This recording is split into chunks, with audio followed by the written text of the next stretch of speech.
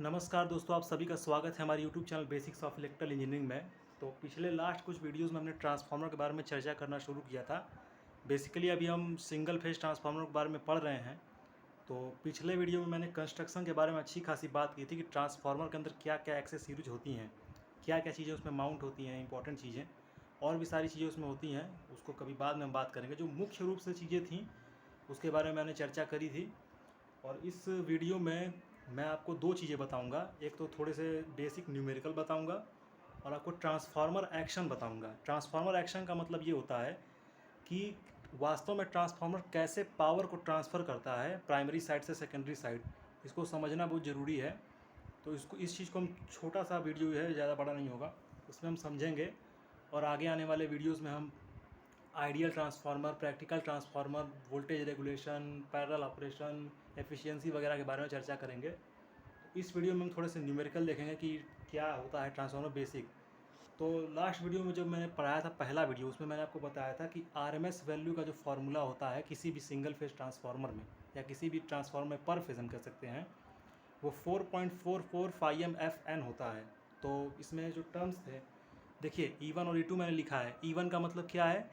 Primary side induced EMF कितना है? 4.44 और E2 कितना है? सेकेंडरी साइड में induced EMF 4.44 into five into F into N1। Sorry, यहाँ पे N2 होगा क्योंकि जो ईएमएफ इंड्यूस होता है वो नंबर ऑफ टर्न्स के प्रोपोर्शनल होता है, ठीक है। और मैंने आपको एक रेशियो भी बताया था कि E1 अपॉन E2 अगर आप करते हो तो आपको क्या मिलेगा। देखोगे कि न्यूमरेटर और डिनोमिनेटर यानी अंश और हर में से सारे टर्म्स कटेंगे, सिर्फ N1 अपॉन N2 आ जाएगा। और मैंने आपको ये भी बताया था कि इस बात का मतलब क्या होता है। इसका मतलब होता है कि E1 upon N1 is equal to E2 upon N2।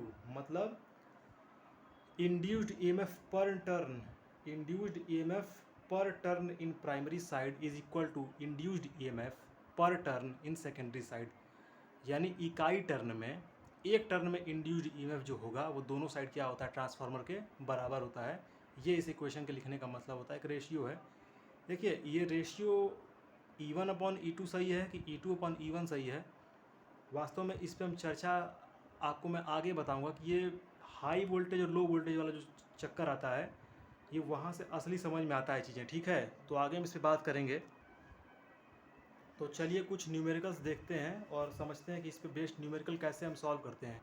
तो आइए देखते हैं इस पर कुछ न्यूमेरिकल्स कि कैसे इसको हम सॉल्व करते हैं, न्यूमेरिकल्स को, इस पर बेस्ड न्यूमेरिकल्स कैसे होते हैं। तो मैं इसको रब करता हूँ, आप नोट कर लीजिएगा इसको। फॉर्मूला यही लगने वाला है इस न्यूमेरिकल में, ठीक है। बेसिक न्यूमेरिकल्स होंगे, बहुत हार्ड न्यूमेरिकल्स नहीं होंगे। तो मैं बुक से ही न्यूमेरिकल लेता हूँ। तो कहाँ आ गया?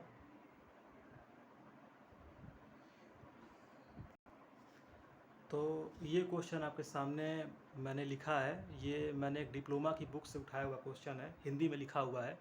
मैं पढ़ देता हूँ, क्वेश्चन को आप समझ जाएंगे। एक 25 केवीए का ट्रांसफार्मर है। एक्समर को मैंने बताया था कि ट्रांसफार्मर को शॉर्ट फॉर्म में मैं ऐसे लिख सकता हूँ, हम ऐसे लिख सकते हैं। तो एक 25 केवीए ट्रांसफार्मर की प्राइमरी पर 250 टर्न्स हैं, सेकेंडरी पर 40 टर्न्स हैं। प्राइमरी को 1500 वोल्ट पर 50 हर्ट्ज सप्लाई से जोड़ा गया है, ठीक है। प्राइमरी में हमने 1500 वोल्ट का सप्लाई लगाया है, 50 हर्ट्ज की सप्लाई है क्योंकि हम भारत में रहते हैं। हमें कैलकुलेट करना है फुल लोड पर प्राइमरी और secondary current, secondary induced EMF यानी E2 और मैक्सिमम फ्लक्स इन कोर। देखिए एक रिलेशन मैं आपको बता दूं, इसको आप ध्यान में रखिएगा। हमारा जो E1 इंटू I1 होता है, ठीक है ना, वो E2 इंटू I2 के बराबर होता है, ठीक है। E1 into I1 is equal to E2 into I2। इस बात का मतलब क्या हुआ कि देखिए E1 I1 मतलब क्या है, वोल्टेज इंटू करंट, और E2 I2 का मतलब भी क्या है, वोल्टेज इंटू करंट। यानी प्राइमरी साइड पे voltage into current is equal to secondary side पे वोल्टेज इंटू करंट। और ये जो चीज़ होती है ना, इसको हम अभी के लिए केवीए कहते हैं। बहुत अच्छे से बात मैं करूँगा केवीए एमवीए सब चीज़ें क्या होती हैं।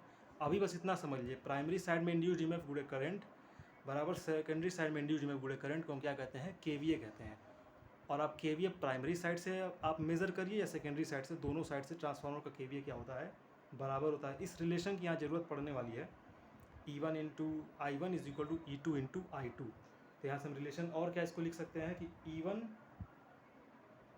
Upon I1 is equal to E2 upon, अरे सॉरी, इसको हम लिख सकते हैं E1 upon E2 is equal to I2 upon I1। और हमने अभी देखा था कि E1 अपॉन E2 क्या था, N1 अपॉन N2, तो इसी को हम क्या लिख सकते हैं, N1 अपॉन N2 भी इसको हम लिख सकते हैं। ठीक है, अब शायद आपको दिख रहा होगा, N1 अपॉन N2 भी इसको हम लिख सकते हैं। तो इसी पे बेस्ड ये न्यूमेरिकल है, इसको आप नोट कर लीजिएगा। इस पे हम सॉल्व करते हैं, कैसे सॉल्व करेंगे आप देखते रहिएगा।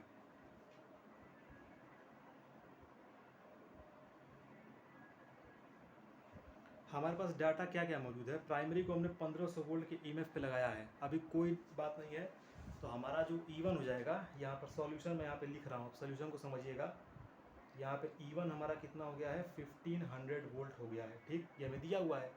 N1 हमें प्राइमरी नंबर ऑफ टर्न्स भी दिए हैं, कितना, 250, और सेकेंडरी नंबर ऑफ टर्न्स भी हमें क्या दिए हुए हैं, N2 इज इक्वल टू 40। तो चूँकि हम जानते हैं since E1 upon E2 is equal to N1 upon N2, solution को आप ध्यान से समझिएगा। तो यहाँ से हमारा E2 क्या हो जाएगा, आप ध्यान से देखिए, E2 E1 में पता है, E2 को हम लिख सकते हैं E1 into N2 upon N1, लिख सकते हैं ऐसा। E1 हमारा क्या है 1500 वोल्ट, और N2 कितना है हमारा 40, और N1 हमारा कितना है 250। तो मैं डायरेक्ट कैलकुलेशन इसकी लिख दे रहा हूँ, जब आप इसको कैलकुलेट करोगे तो आपको अप्रॉक्सीमेटली 240 वोल्ट्स मिलेगा। ठीक है, हमें E2 की वैल्यू क्या मिलेगी, 240 वोल्ट मिलेगी। अच्छा, प्राइमरी पर वोल्टेज कितना था 1500, सेकेंडरी पर कितना मिला 240। ये कौन सा ट्रांसफार्मर हुआ, मैंने पहले वीडियो में बताया था, ये स्टेप डाउन ट्रांसफार्मर हुआ, क्योंकि सेकेंडरी साइड पर वोल्टेज हमें क्या मिली है, प्राइमरी साइड की अपेक्षा कम मिली है। क्यों कम मिली है, क्योंकि आप देखिए सेकेंडरी साइड पर नंबर ऑफ टर्न्स कितने हैं, सेकेंडरी पर नंबर ऑफ टर्न्स सिर्फ 40 है। जिधर नंबर ऑफ टर्न्स ज़्यादा होंगे वहाँ पे वोल्टेज ज़्यादा होगी, जिधर नंबर ऑफ टर्न्स कम होंगे वहाँ पर वोल्टेज भी क्या होगी, कम होगी।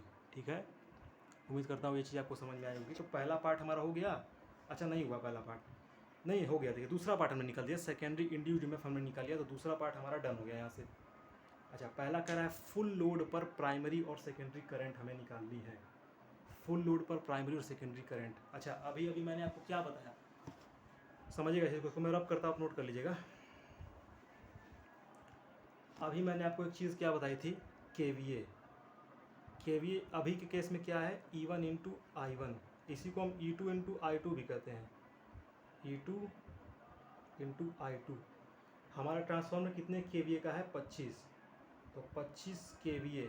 इसको अब अगर हम किलो वोल्ट एम्पियर इसको कहते हैं, इसको वोल्ट एम्पियर में करेंगे तो इंटू 10⁻³ लिख सकते हैं। 1 KVA मतलब 10⁻³ यानी 1000 VA is equal to E1 हमारा कितना था, E1 हमारा था 1500 वोल्ट, और I1 क्या था हमें नहीं पता, तो I1 यहाँ से हम कैलकुलेट कर लेंगे 25 गुणे 10⁻³ बटा 1500।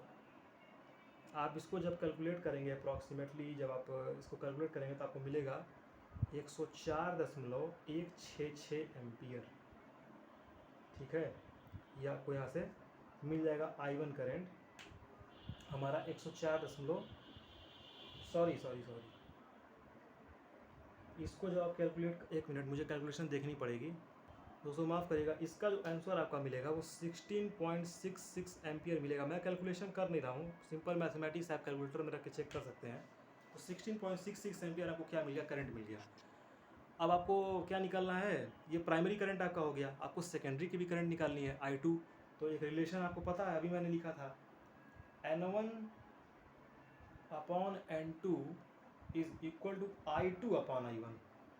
ठीक है, वोल्टेज के केस में क्या होता है, E1 अपॉन E2, लेकिन जब करंट की बात आएगी तो I2 अपॉन I1 हो जाएगा। हमें क्या निकालना है, I2 निकालना है, तो I2 क्या हो जाएगा, I1 into N1 upon N2।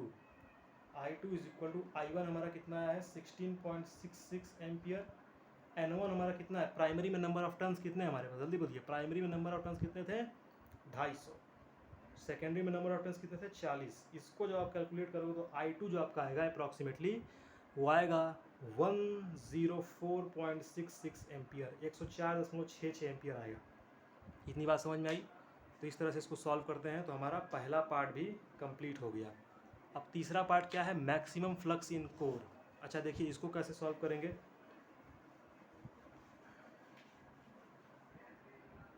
हम जानते हैं एक फार्मूला, क्या, ERMS का हमने फार्मूला पढ़ा था, क्या होता है 4.44 फाइम एफ N1 लिखो चाहे N2 लिखो। N1 लिखेंगे तो आपको प्राइमरी का इंड्यूस ईएमएफ मिलेगा, N2 लिखेंगे तो सेकेंडरी का ईएमएफ इंड्यूस निकलेगा। यहाँ से हमको जो फाइम होता है इसी को हम क्या कहते हैं, मैक्सिमम फ्लक्स। ठीक है, हमें मैक्सिमम फ्लक्स निकालना है, ना कि फ्लक्स डेंसिटी। ठीक है, याद रखिएगा ये फ्लक्स है, मैक्सिमम फ्लक्स। तो फाइम को हम क्या लिख सकते हैं, इसको हम लिख सकते हैं ERMS upon 4.44 into F into N, ये लिख सकते हैं। अब किधर भी साइड आप निकाल दीजिए मैक्सिमम फ्लक्स आपका सेम मिलने वाला है। मैं प्राइमरी ले लेता हूँ, प्राइमरी में ईएमएफ इंड्यूस कितना था 1500 अपॉन 4.44 इंटू फ्रिक्वेंसी कितनी थी 50 हर्ट्ज, और number of turns in primary कितने हैं, प्राइमरी में नंबर ऑफ टर्न्स कितने थे, तो प्राइमरी में नंबर टर्न्स कितने थे 40 थे, नहीं 250 थे, 250। यह आपको मिलेगा 0.027 वेबर। ठीक है, ये आपका हो जाएगा। इसको आप ऐसे भी लिख सकते हैं 27 मिली वेबर। जनरली आपको जो फ्लक्स का यूनिट देगा वो मिली वेबर में देता है, क्योंकि वेबर एक बड़ी यूनिट हो गई। ठीक है, तो ये आपका एक क्वेश्चन हो गया। दूसरा क्वेश्चन हम देखते हैं। तो ये देखिए दूसरा क्वेश्चन है, मैं इसको शब्दों में पढ़ के बता देता हूँ क्वेश्चन क्या था, चूँकि लिखने में ज़्यादा बड़ा हो जाता है इसलिए मैंने छोटा कर दिया। ये सवाल भी डिप्लोमा की बुक का ही है, इलेक्ट्रिकल मशीन का। सवाल ये है कि एक सिंगल फेस का ट्रांसफार्मर है, ठीक है, जिसमें प्राइमरी में हमारे पास 400 टर्न्स दिए हुए हैं, ठीक, और सेकेंडरी में 1200 टर्न्स दिए हुए हैं। यहाँ पे मैंने लिखा है N1 = 400, N2 = 1200। प्राइमरी में 400, सेकेंडरी में 1200 टर्न दिए हुए हैं। और हमें दिया हुआ है कि क्रोड का अनुप्रस्थ काट क्षेत्रफल 80 वर्ग सेंटीमीटर स्क्वायर है। क्रोड मतलब क्या, यही क्रोड यानी कोर, लेमिनेटेड कोर, इसके बारे में मैंने बात किया था पहले ही वीडियो में, जिस पे हमारी वाइंडिंग को क्या किया जाता है, लपेटा जाता है। ठीक है, इसका जो ये एरिया है ना, ये एरिया, ये हमें कितना दिया है 80 सेंटीमीटर स्क्वायर। अच्छा, हम SI यूनिट में लेके चलते हैं तो हम मीटर स्क्वायर में लेके चलते हैं। तो ए को हम क्या लिख सकते हैं 80 × 10⁻⁴ मीटर स्क्वायर। मैं उम्मीद करता हूँ कि आपको ये कन्वर्जन पता होगा। ठीक है, 1 सेंटीमीटर स्क्वायर मतलब 10⁻⁴ मीटर स्क्वायर, तो ऐसे मीटर स्क्वायर में लिख सकते हैं। और हमें क्या दिया है, यदि प्राइमरी वाइंडिंग में हम 50 हर्ट्ज की सप्लाई लगाते हैं, कितना 400 वोल्ट की, ये हमारा जो सप्लाई है E1 ये 400 वोल्ट्स का है। मैं आपको ढंग से लिख देता हूँ, E1 हमारा 400 वोल्ट्स का सप्लाई यहाँ पर है। ठीक, हमसे पूछ रहा है मैक्सिमम फ्लक्स कितना होगा इसमें, यानी कि अधिकतम फ्लक्स घनत्व तो पूछ रहा है हमसे। देखिए यहाँ पे फाइम नहीं पूछ रहा है, सॉरी, यहाँ पे हमसे BM पूछ रहा है। ठीक है, BM क्या होता है, फाइम अपॉन ए, वेबर प्रति मीटर स्क्वायर। ये उम्मीद करता हूँ आपको समझ में आया होगा, आपने पढ़ा होगा। इसको क्या लिखते हैं हम, वेबर पर मीटर स्क्वायर। ये फ्लक्स घनत्व होता है, मैक्सिमम फ्लक्स डेंसिटी, ये हमसे पूछ रहा है। तो भाई BM निकालने के लिए हमें एरिया तो पता ही है, यहाँ पर फाइम तो निकालना पड़ेगा ना, तो फाइम निकालेंगे। पहले हमसे क्या पूछ रहा है, अच्छा सेकेंडरी इंड्यूस्ड ईएमएफ निकाल लेते हैं, E2 हम पहले, वो निकल जाएगा पहले। चलिए देखते हैं इसको कैसे करते हैं। सबसे पहले हम क्या करते हैं ना, फाइम निकालते हैं। हमारे पास एक फार्मूला, उससे हम फाइम निकालते हैं। तो फाइम कैसे निकालेंगे, देखिए हम जानते हैं कि E1 हमारा क्या होता है 4.44 फाइम FN1, ये हमारा E1 होता है। तो यहाँ से हम फाइम कैसे लिख सकते हैं, फाइम = E1 upon 4.44 into F into N1, ये लिख सकते हैं। अच्छा, E1 कितना था हमारा, हमने देखा डाटा दिया था हमें, E1 हमारा 400 वोल्ट है, अपॉन 4.44 इंटू फाई कितना था 50 हर्ट्ज की सप्लाई हमने लगाई है। प्राइमरी नंबर ऑफ टर्न्स कितने हैं 400। जब आप इसको कैलकुलेट करोगे अप्रॉक्सीमेटली, मैं डायरेक्ट लिख रहा हूँ कि इस कैलकुलेशन का टाइम बचाना है मुझे, तो आपको मिलेगा 0.0045 वेबर, ये आपको मिलेगा। अगर कहीं कैलकुलेशन में मिस्टेक हो तो आप कमेंट में बता सकते हैं मुझे, मैं उसको ठीक कर दूंगा। 0.0045 वेबर आ गया। ठीक, हमें फाइम पता चल गया। अब भाई हम BM भी निकालेंगे यहाँ से। BM हमारा क्या होगा, BM यहाँ देखिए मैं यहाँ कर रहा हूँ, BM = फाइम अपॉन ए। फाइम भाई साहब हमारे कितने आए हैं 0.0045 अपॉन एरिया हमारा कितना है, देखिए एरिया हमने कितने लिया है, वर्ग मीटर में लिया है, 80 × 10⁻⁴। ठीक, तो यहाँ से जब आप BM कैलकुलेट करेंगे तो अप्रॉक्सीमेटली आपका आएगा 0.5625 वेबर पर मीटर स्क्वायर। और वेबर पर मीटर स्क्वायर को हम एक और चीज़ बोलते हैं, B M is equal to 0. इसको मैं रब कर दे रहा हूँ 0. मैं बोलता जा रहा हूँ, अगर आपको दिखाई नहीं देगा तो आप नोट कर लीजिएगा 0.5625 tesla. Weber per metre square को हम बोलते हैं टेस्ला, जो कि हमारे फादर ऑफ इलेक्ट्रिकल इंजीनियरिंग कहे जाते हैं। तो ये चीज़ आपको समझ में आ गई होंगी। अब हमको निकालना क्या है, सेकेंडरी इंड्यूस्ड ईएमएफ निकालना है। वो तो बहुत आसान चीज़ है, उसमें तो कोई अब रह ही नहीं गया एकदम। हम रिलेशन क्या जानते हैं कि E1/E2 जो होता है भाई साहब, वो होता है N1/N2। ये हम जानते हैं।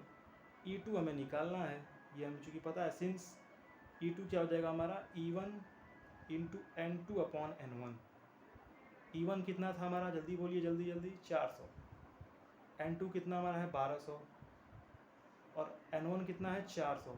तो हमारा इंड्यूस्ड ईएमएफ कितना देगा, 1200 वोल्ट। यहाँ भी हमें एक चीज़ क्या समझ में आई कि N2 में 1200 टर्न्स है, नंबर ऑफ़ टर्न्स हमारे N2 में ज़्यादा हैं, ठीक है। N2 में नंबर ऑफ़ टर्न्स ज़्यादा है 1200, तो N2 के साइड में हमारी वोल्टेज भी क्या आई है, 1200 वोल्ट ज़्यादा आई है वोल्टेज। अगर नंबर ऑफ़ टर्न्स कम थे इधर साइड प्राइमरी में, तो हमारे इंड्यूस्ड में भी कम आया था। अब हम देखेंगे छोटा सा ट्रांसफार्मर एक्शन कि वास्तव में पावर कैसे ट्रांसफ़र होती है, ठीक है। तो देखते हैं उसको। तो देखिए दोस्तों, आपके सामने मैंने एक बेसिक ट्रांसफार्मर का डायग्राम बनाया है। अभी आप कुछ किंतु परंतु मत करिएगा, जो मैं बस समझा रहा हूँ उसको समझने की कोशिश करिएगा। मेन आपको समझ में आ जाएगा कि ट्रांसफार्मर वास्तव में काम कैसे करता है, वो करता क्या है ट्रांसफार्मर।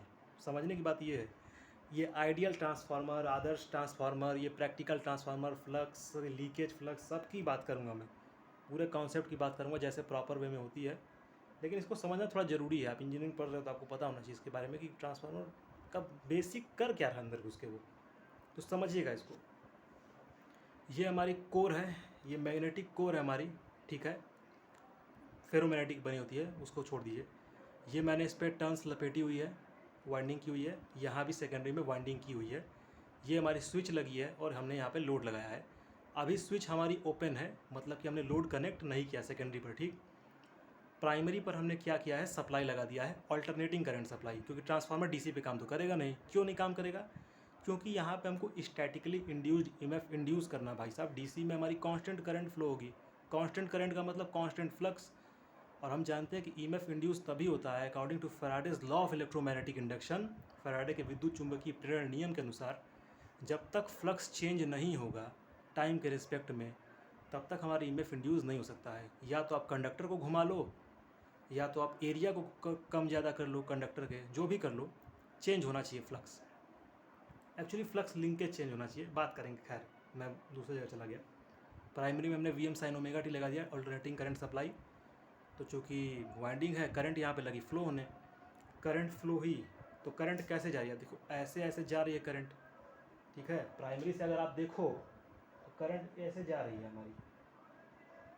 और मैग्नेटिक फील्ड की डायरेक्शन निकालने का मैंने पहले वीडियो में रूल क्या बताया था कि करंट जिधर जाए आप अपनी उंगलियों को उधर ले जाइएगा। करंट ऐसे जा रही है, वाइंडिंग में ऐसे लपेटे ऐसे जा रही है, तो जो हमारा थंब होगा वो थंब हमें क्या बताएगा, मैग्नेटिक फ्लक्स की डायरेक्शन बताएगा, यानी मैग्नेटिक फ्लक्स की डायरेक्शन बताएगा, ठीक, मैग्नेटिक फील्ड की डायरेक्शन।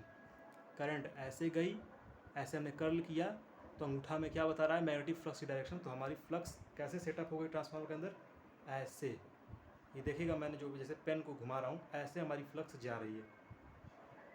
फ़ाई 1 हमारी सेटअप हो गई, ठीक, ठीक है भाई। तो दिक्कत क्या है, अब हम चाहते हैं कि ट्रांसफार्मर से हम कुछ काम ले भाई।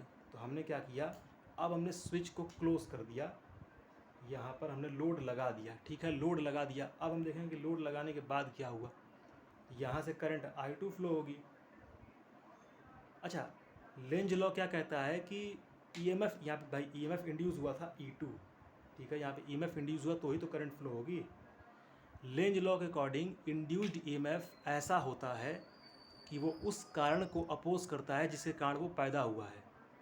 ये फ्लक्स के कारण पैदा हुआ। अब इस फ्लक्स को अपोज करने के लिए इंड्यूस्ड ईएमएफ उल्टी करंट बनाएगा, ऐसी करंट कि जिससे फ्लक्स कम हो। अब फ़ाई 1 के अपोजिट फ्लक्स किधर आएगा, देखिए अंगूठे की डायरेक्शन में फ्लक्स हम करेंगे तो ऐसे आएगा, यानी करंट इसमें कैसे जाएगी, ऐसे जाएगी। अब सेकेंडरी वाइंडिंग में करंट फ्लो हो रही, क्यों फ्लो हो रही है, क्योंकि आपने यहाँ पे लोड लगाया है। अब I2 करंट जो फ्लो हो रही है उसके कारण फ्लक्स कैसे बना, ऐसे। यानी इस डायरेक्शन में बना φ2, ठीक है। यहाँ पे हमारा φ2 बना। और एक बात याद रखिएगा, हमारा जो ट्रांसफार्मर होता है ना, अगर हमारी फ्रिक्वेंसी फिक्स है, यहाँ पर हमने जो वोल्टेज लगाया उसकी फ्रिक्वेंसी क्या है 50 हर्ट्ज, क्योंकि हम इंडिया में रहते हैं, यूएस में रहते हैं तो 60 हर्ट्ज होती है। 50 हर्ट्ज की सप्लाई है, हमने लगाया वोल्टेज।